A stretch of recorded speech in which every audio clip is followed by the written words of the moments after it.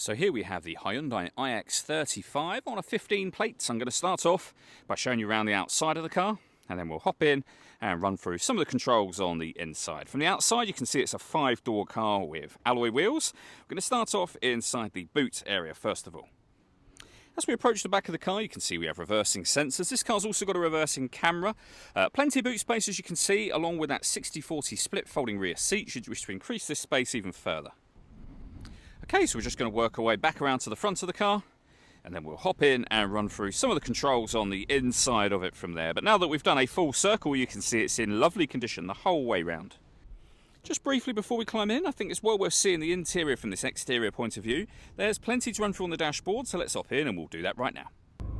Okay, now that we're inside the car, we're going to start with the dials. Over on the left-hand side, we have the rev counter.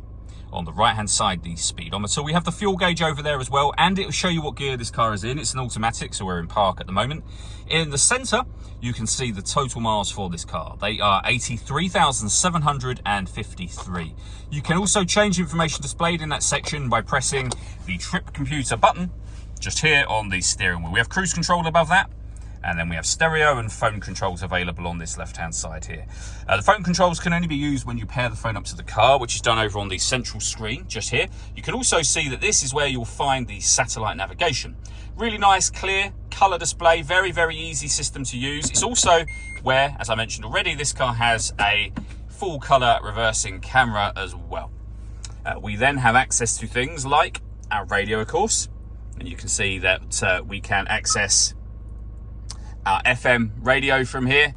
You can go through various different presets that you have, and also your AM radio as well. If you listen to your own music, you press the media button. Nothing is connected or inserted at the moment. You can connect up or insert a CD, as you can see there. We've also got auxiliary and USB inputs as well. And you can pair your phone, as I mentioned, by hitting this phone button. You'll then follow the instructions that come up on the screen from there. Working our way down, we have dual zone climate control.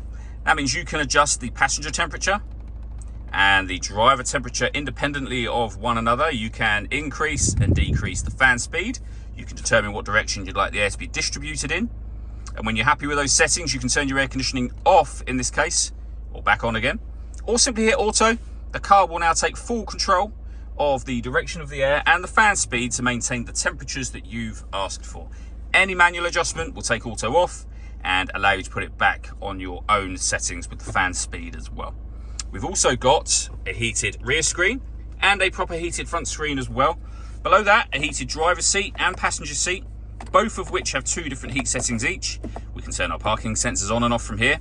We have 2 12-volt charging sockets, as well as our auxiliary and USB inputs, and then the gear lever for the fully automatic gearbox. All that leaves me to say is thank you for taking the time to watch this video.